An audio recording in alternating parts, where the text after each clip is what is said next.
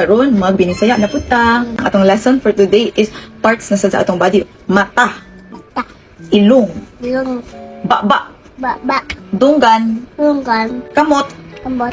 Ang feet is tiil. Yung Ang imong mata day, unsa man imong mata? Dako or gamay?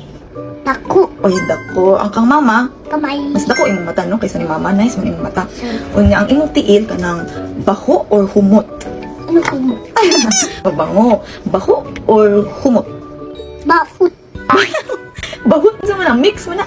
Baho. Yeah, baho imong tiil. Mm. At least honest ka na. Kaning face, unsa man yung face? Naong. Now. Unsa man day imong favorite na gulay? Di ba ganang ka? Carrots. Up. Yan. Unsa man yung na color day? Red. Red. Unsa man ang red sa Bisaya? Puwa. Tua. Kanang mo adto ka sa school ba? Asa day si mama ana? Kawat. Sa gawas lang? Di ko pwede mo lakaw. Ano man, wait man kunin mo. Kung mawala si mama, maunsa mo ka? Iyak. Ay, sis, mahilak ka. Ganang ka ni mama, always. Ay, sis. Kinsa man day mong best friend ka ron? Mama. Okay, sa pa man? Ada. Papa? Oh. Okay, ang last na ako ng question, no? Unsa day si mama day? Taas or putot? Putot.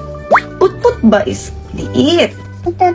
Ah, unsa man jud? Putot? Ay, kabastos.